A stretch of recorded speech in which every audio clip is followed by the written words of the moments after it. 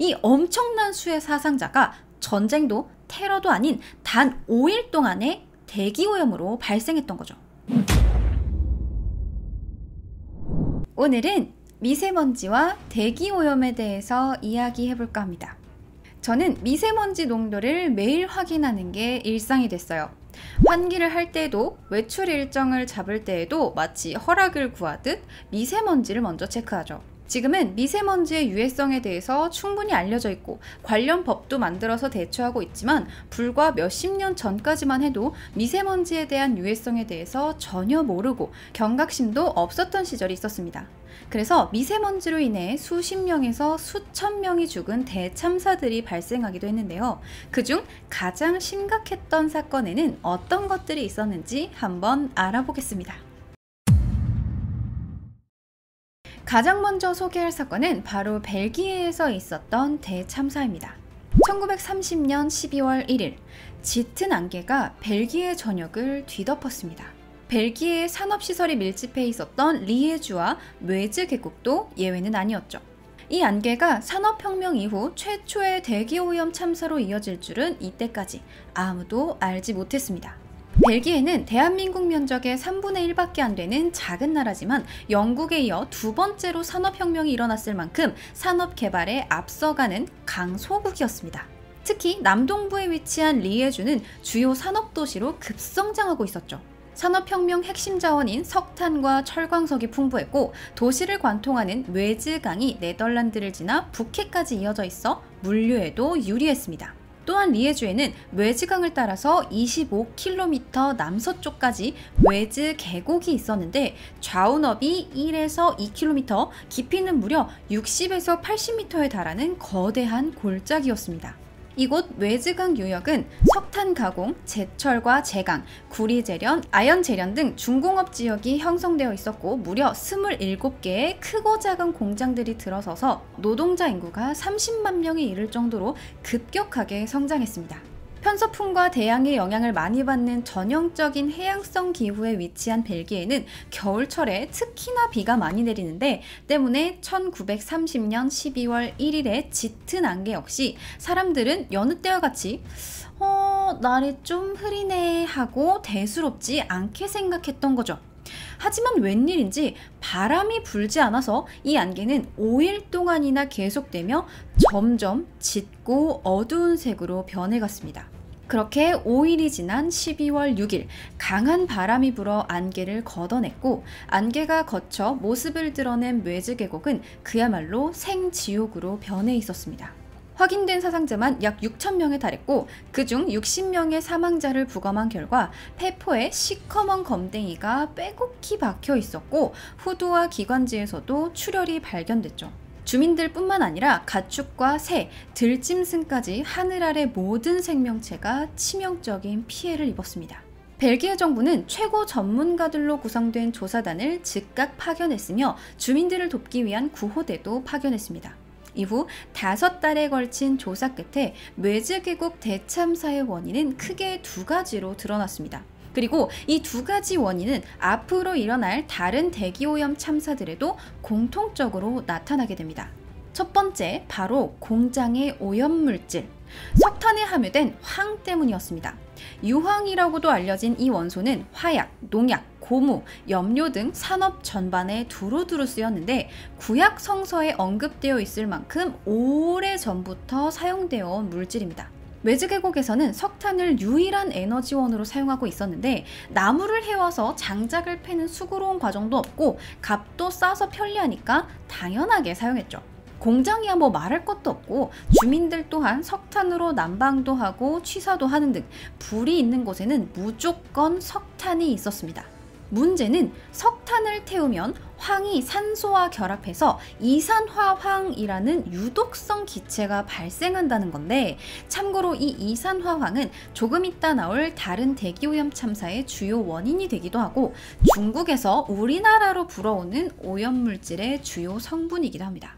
아무튼 이 이산화황은 0.05ppm이면 노약자에게 기관지염을 일으키고 1ppm이면 식물이 말라 죽을 정도로 독성이 강한데 참사 당시 뇌즈 계곡의 이산화황 농도는 평균 9.6 ppm, 최고 38.4 ppm 정도로 추정됐습니다.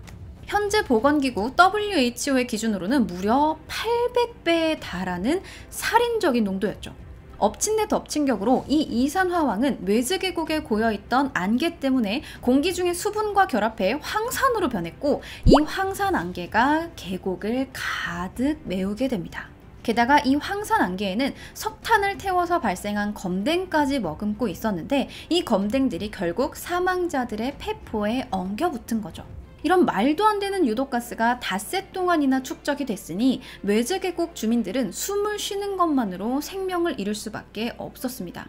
때문에 노약자들은 첫날부터 기도에 통증을 호소했고, 날짜가 지날수록 건강한 사람들도 인후통과 흉통 등에 시달렸고, 발작적인 기침과 구토, 메스꺼움 등이 심해졌습니다. 그 밖에 일부 주민들은 폐에 체액이 과도하게 쌓여서 호흡이 곤란해지는 폐부종과 혈관 내 산소결핍으로 입술, 손톱, 귀, 광대 부위가 청색으로 보이는 청색증을 겪기도 했습니다. 자, 그리고 두 번째 원인은 바로 대기 역전 현상 때문이었습니다. 아마 관심 있는 분들은 대기 역전 현상에 대해서 알고 계실 텐데요. 우리나라 미세먼지 관련 뉴스에도 단골 손님으로 등장하는 단어이고, 거의 모든 대기오염 참사에 공통적으로 나타나는 원인 중에 하나입니다. 일반적으로 대기는 지표면으로부터 100m 높아질수록 평균 0.5에서 0.6도씩 온도가 낮아집니다. 지표면으로부터 받는 복사 에너지가 감소하기 때문이죠. 자, 여러분, 사우나를 한번 생각해 봅시다. 서서 들어가는 순간 뜨거운 바람이 훅 하고 불어와서 숨도 쉬기 힘들지만, 앉으면 약간 좀 시원해지는 것 같고 좀 괜찮아집니다. 이게 차가운 공기는 무거워서 아래로 가라앉고, 따뜻한 공기는 가벼워서 위로 떠오르는 성질을 가지고 있기 때문인데, 온도가 올라가면 공기의 부피가 커지면서 밀도가 낮아지고, 온도가 낮아지면 부피가 줄어들면서 밀도가 커지기 때문입니다.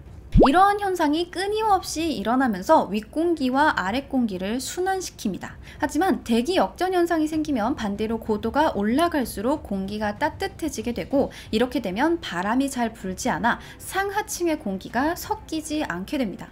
지표면에서 발생하는 오염물질이 다 고스란히 가라앉아서 머물게 되는 거죠. 외즈계곡 상공에 발생한 역전층은 그렇게 모든 공장과 가정집에서 발생한 오염물질을 5일 동안이나 지표면으로 되돌려 보냈던 겁니다. 계곡이라서 공기가 퍼지지도 못하는 데다 안개까지 합쳐져서 순식간에 살인무기로 돌변했던 거죠. 주민들 스스로가 가해자이자 피해자가 된 어처구니 없는 상황이었습니다. 이렇게 조사위원회는 공장의 오염물질과 대기 역전 현상을 참사의 두 가지 원인으로 제시했습니다. 하지만 당시 기술 수준의 한계로 결론을 증명할 만한 과학적 실험의 결과나 참사 당시 대기오염 물질도 내놓을 수 없었고, 일반적인 가설과 개연성에 따라 도출된 결론일 뿐이었습니다. 훗날 계속된 연구에서 조사위원회의 결론이 대체로 맞았다는 게 드러났는데, 조금 다른 부분은 다만 당시에 몰랐던 더 많은 독성 물질이 새로 밝혀졌을 뿐이었습니다. 화석 연료와 광석을 대규모로 사용하면서부터 대기오염 참사는 필연적일 수밖에 없었습니다. 자, 산업혁명 이후 처음으로 대규모 인명피해를 입힌 외즈계곡 사건은 곧 다가올 수많은 대기오염 참사들의 시작에 불과했습니다. 자, 다음은 대기오염 참사 2위입니다. 1875년 미국 최초의 근대 자본가이자 철강왕으로 유명한 앤드류 카네기는 자신의 첫 강철 공장을 미국 동북부 펜실베니아주 피츠버그에 설립했습니다. 카네기의 철강 공장이 처음 들어선 피츠버그는 항상 매캐한 연기가 자욱해서 스모키 시티라고 불리고 있었죠. 하지만 진짜 대형 사고가 터진 건 피츠버그가 아니라 남쪽으로 48km 떨어진 도노라라는 작은 도시였습니다.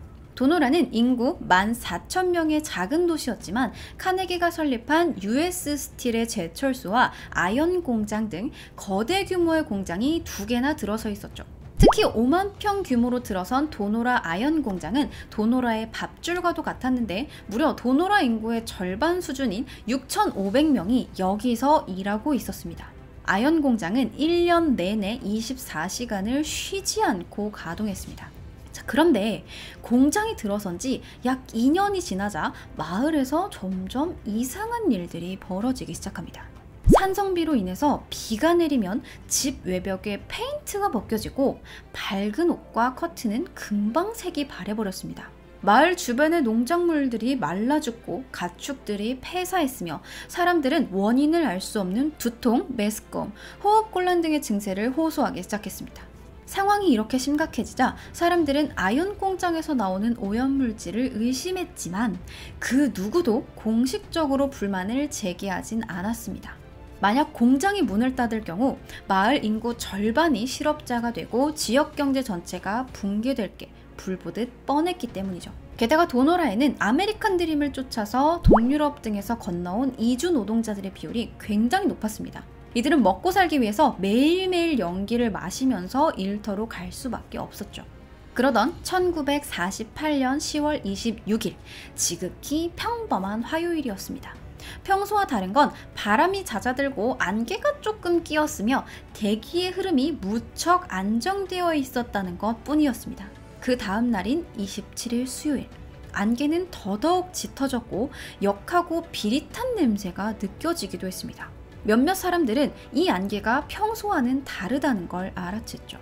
이때 도노라 상공에서는 대기 역전 현상이 일어나고 있었습니다. 네, 아까 메즈 계곡에서도 일어났던 대기 역전 현상이죠. 대기 역전 현상이 일어나자 오염물질이 계속 지표면에 축적되었는데 3, 4일 차가 되자 누런 공기로 시야가 혼탁해지고 피부가 끈적거릴 정도로 농도가 높아졌고 병원은 호흡기 질환자로 북새통을 잃었습니다. 스모그가 최고조로 달한 5일차 토요일, 대기 오염물질이 최고 농도에 다다라 숨을 쉬면 입안에서 이물질이 씹히고 손을 뻗으면 손가락이 제대로 보이지 않을 정도가 됐습니다. 이때부터 노인과 호흡기 질환자를 중심으로 사망자가 나오기 시작합니다. 이렇게 며칠 사이에 도노라는 아비규환의 생지옥으로 변했지만 아연 공장은 여전히 시커먼 매연을 꾸역꾸역 뿜어내고 있었죠. 이 지경이 되도록 US 스틸 경영진은 스모그 사태와 공장의 연관성을 부인했습니다. 일요일이 되자 밤새 600여 명이 병원으로 실려가서 병상이 모자랄 지경이 되었습니다. 사망자는 20여 명으로 늘어났고 6천여 명의 주민이 두통과 호흡곤란, 구토 증세를 호소합니다. 공장 직원들이 쓰러져 나가는 지경에 이르자 아연 공장은 결국 가동 중단을 선언했고 몇 시간 후 때마침 불어온 비바람이 오염물질들을 몰아냈습니다. 끈적거리고 매캐하고 악취가 나던 스모그는 하루아침에 거짓말처럼 사라졌죠. 나중에 밝혀진 사실이지만 당시 아연 공장에서 뿜어져 나오던 연기는 황산, 플루오린, 일산화탄소, 카드뮴 등 각종 유독가스와 중금속, 미세먼지 범벅이었습니다. 자, 그럼 이렇게 비바람으로 미세먼지가 걷히고 공장이 가동을 중단하면서 이제 도노라의 주민들은 행복해졌을까요?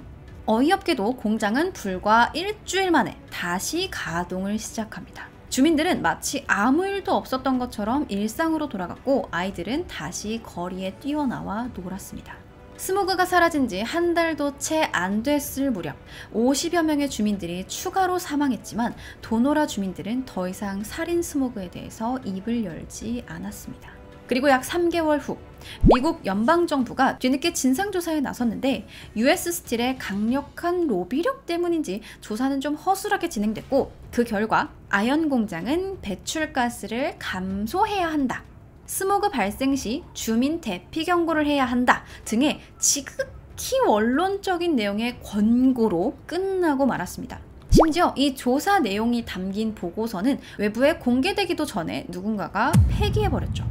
연방정부의 조사가 의문투성이로 끝나자 언론들이 나서서 이 문제를 집요하게 파고들었고 끊임없는 보도로 전국적인 관심을 이끌어냈습니다. 미국 전역에서 비판 여론이 들끓었고 비영리단체와 변호사들의 도움으로 마침내 스모그 피해 유가족 등 180여 명은 공장 소유주인 US 스틸을 법정에 세울 수 있었습니다. 자, 하지만 나쁜 놈들의 레파토리 항상 뻔하죠. US 스틸은 자신들은 스모그의 원인에 책임이 없으며 U자 모양 언덕으로 둘러싸인 도노라의 특이한 지형 때문에 생긴 일이었다고 주장합니다. 또 앞서 말했다시피 도노라 지역 주민에게 US 스틸의 아연 공장은 거의 유일한 생계수단이나 다름없었는데 회사는 이를 이용해서 은근한 여론전을 펼쳤고 이 문제로 공장이 폐쇄되는 걸 원치 않았던 지역 주민들도 고소한 사람들을 탐탁치 않게 생각하게 됩니다. US 스틸의 끈질긴 회유와 협박, 여론전으로 50여 명의 주민들은 고소를 취하했고 끝까지 법정 싸움을 계속했던 80여 명의 주민들은 1인당 3,000달러라는 초라한 배상금을 받고 사건이 마무리되고 맙니다. 훗날 펜실베니아 환경보호국은 스모그 사태 당시 도노라의 이산화황 농도가 세제곱미터당 최대 5,500 마이크로그램에 달했을 거라고 추정했는데 현재 우리나라 초미세먼지 나쁨 단계의 기준이 세제곱미터당 36 마이크로그램인 걸 생각해 봤을 때 이산화황 단일 오염으로만 이 정도 수치가 나왔다는 건 당시 도노라의 어마어마한 대기오염 농도를 짐작할 수 있겠죠. 미국 역사상 가장 많은 인명피해를 낸 대기오염 사건으로 기록된 도노라 사건은 이후 미국인들에게 대기오염에 대한 경각심을 불러일으켰고 이 사건을 계기로 1955년 대기오염 규제법, 1963년 대기오염 방지법이 제정됐습니다. 말 많고 탈 많던 도노라의 아연 공장도 새로운 대기오염법에 따라 결국 문을 닫게 됐죠. 하지만 공장이 문을 닫은 지 10년이 지난 뒤에도 지역 주민들은 다양한 후유증에 시달렸고 사망률도 다른 지역에 비해 월등히 높았습니다. 한번 심각한 대기오염에 노출된 신체는 시간이 지나도 회복하기가 어려웠던 거죠. 이후 1위에서 언급될 또 다른 스모그 사태 등 크고 작은 대기오염 참사가 벌어진 이후 미국에서는 역사상 가장 강력한 대기오염 방지법인 국가환경정책법이 1969년에 통과됐고 그 영향이 지금까지 이르고 있습니다. 이후 도노라는 인구 16,000명의 작은 마을임에도 대기오염에 맞서는 환경운동의 상징적인 장소가 됐습니다. 도노라의 시내 중심가에는 스모그 사건을 기념하는 작은 박물관이 세워졌는데 입구에는 이런 문구가 있어요. 깨끗한 공기는 이곳에서 시작되었다. 오늘의 최악의 대기오염 참사 대망의 1위는 바로 1952년 런던의 그레이트 스모그입니다. 사망자 12,000명, 부상자는 무려 20만 명에 달했는데 이 수는 미국의 걸프전, 아프간전, 이라크전과 9.11 테러 사망자를 모두 합친 것보다도 훨씬 더 많은 수치입니다. 이 엄청난 수의 사상자가 전쟁도 테러도 아닌 단 5일 동안에 대기오염으로 발생했던 거죠. 사실 그레이트 스모그 참사 전까지도 영국에서 스모그는 별로 대수롭지 않은 일이었습니다. 워낙 자주 발생하다 보니 공기가 걸쭉해지면 또 완두콩 스프를 마시겠네 하는 영국스러운 블랙 유머도 있을 정도였죠. 공기가 탁하고 걸쭉해지면 이게 완두콩 스프라고 얘기를 하는 거예요. 그러면 오늘도 완두콩 스프 마시네 이렇게 이야기를 하는 겁니다. 영국에서는 다른 지역보다 훨씬 이른 청동기 시절부터 석탄을 사용해 왔는데 이는 영국의 지각이 석탄기 때 생성된 곳이 많아서 매장량이 풍부하고 풍화작용으로 인해 몇몇 곳에서는 맨손으로 그냥 석탄을 주울 수 있을 만큼 구하기도 쉬웠기 때문입니다. 런던 스모그의 역사는 1000년을 거슬러 올라가는데 이 영국 특유의 잦은 안개와 결합한 스모그는 중세시대 때부터 악명이 높았습니다. 어느 정도였냐면 1301년 참다 못한 영국의 왕 에드워드 1세가 석탄 사용자를 사형시키는 석탄 연소 금지법이라는 과격한 법을 만들어내기까지 했습니다.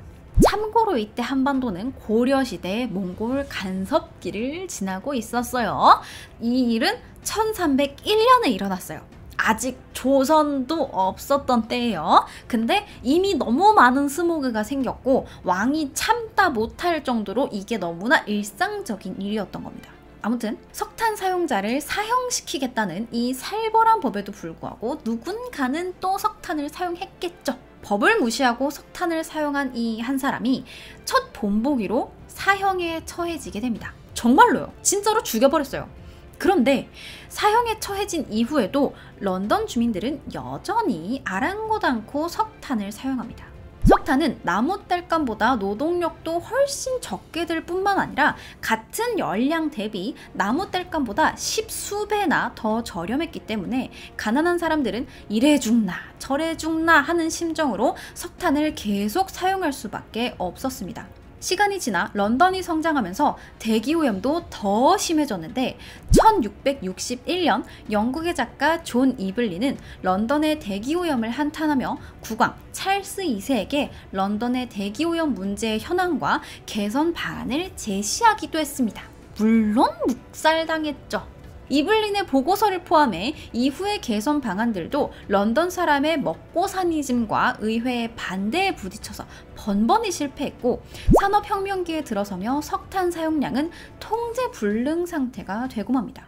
그레이트 스모그 참사는 언젠가는 일어났을 예견 가능한 일이었죠. 1952년 12월 5일 이날도 런던의 걸쭉한 완두콩 수프 같은 공기는 여전했습니다. 하지만 비바람이 잦은 평소 겨울 날씨와는 다르게 이날은 유난히 바람이 불지 않았고 런던 시내뿐만 아니라 근교에도 바람이 전혀 불지 않았습니다. 뭔가 불길한 기운이 느껴지시죠? 이쯤 되면 여러분들도 눈치를 채셨겠지만 런던 상공에서 대규모 대기 역전 현상이 일어나고 있었습니다. 1950년대 당시 품질 좋은 석탄들은 전부 산업용이나 수출용으로 쓰였고 가정용으로 쓰인 것들은 엄청난 매연을 발생시키는 조악한 품질의 석탄이었습니다. 1952년의 겨울은 평년보다 유난히 추워 난방연료였던 석탄의 사용량이 몇 배는 더 늘어났고 런던의 가정집에서 엄청난 양의 매연을 쏟아내기 시작했습니다. 여기에 석탄을 떼는 증기기관차와 디젤 자동차까지 더해지게 됩니다.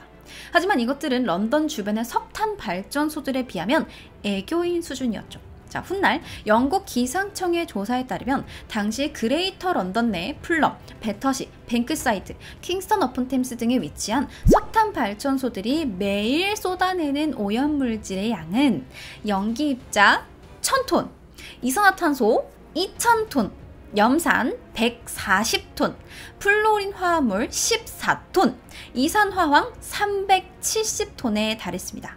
매일 말이죠.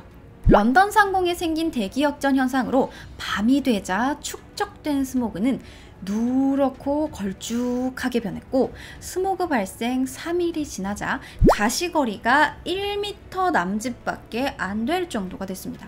앞이 보이지 않아서 비행기는 이착륙을 포기했고 차량, 철도, 지하철, 선박의 통행이 불가능해졌습니다. 극장과 공연장에도 연기가 스며들었는데 객석에서 무대가 보이질 않아서 공연들이 줄줄이 취소됐죠. 상황이 이 지경이 됐으니 사람들은 당연히 픽픽 쓰러졌는데 사람들이 쓰러지면 어떡하겠어요? 당연히 구조대를 불러야겠죠. 저기요! 119 여기 사람이 쓰러졌어요. 빨리 와주세요. 여기가 빅뱅 근처예요. 이러면서 전화를 딱 했는데 이 소방차가 삐용삐용 하고 왔어. 근데 삐용삐용 하고 왔는데 안 보여. 쓰러진 사람을 찾아야 되는데 환자가 어디에 있는지가 보이지가 않아. 신고를 받고 출동한 앰뷸런스는 스모그 때문에 당최 환자가 있는 곳을 찾을 수가 없었고 불이 나면 불을 끌어 또 소방차가 출발하지 않겠습니까? 불 끌어 출동한 소방차가 불이 난 곳이 어딘지를 찾을 수가 없어요. 도시 전체가 마비됐고 런던은 거의 종말의 날처럼 어둠에 휩싸인 도시가 됐습니다.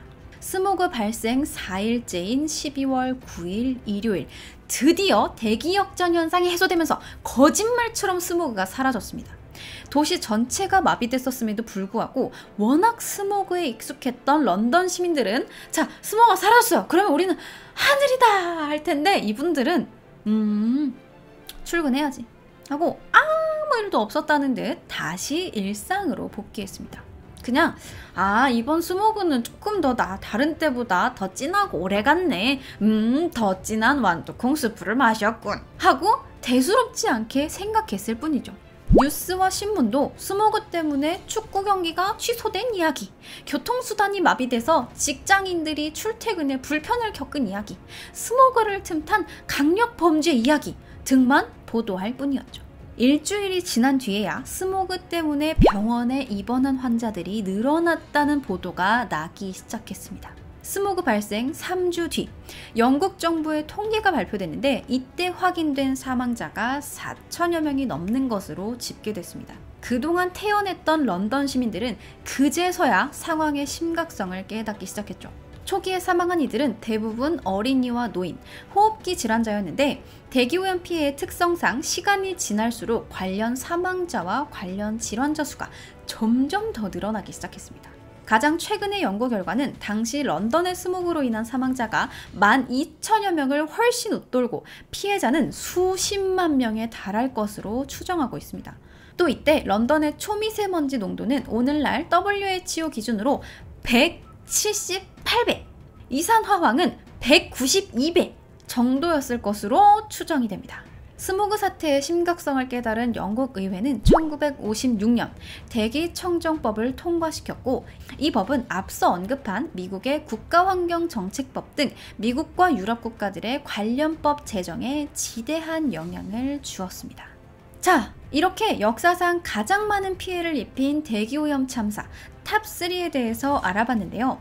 안타까운 점은 이 모든 참사가 인재라는 점입니다. 물론 짙은 안개와 대기 역전 현상이 일어났기 때문이기도 했지만 과연 우리가 이것들에게만 참사의 책임을 돌릴 수 있을까요? 당장의 편리와 이익만을 쫓은 사람들의 욕심이 가장 큰 원인이지는 않았을까요? 지금도 우리는 미세먼지에 고통받고 있습니다. 예전과는 다르게 지금은 오염의 원인이 밝혀지고 다양한 개선 방안이 등장했음에도 불구하고 대기오염은 사람들의 우선순위에서 밀려나고 있죠. 지금 이 영상을 보는 여러분들이라도 조금 더 관심을 가져보는 건 어떨까요? 자, 그럼 오늘 컨텐츠는 여기까지.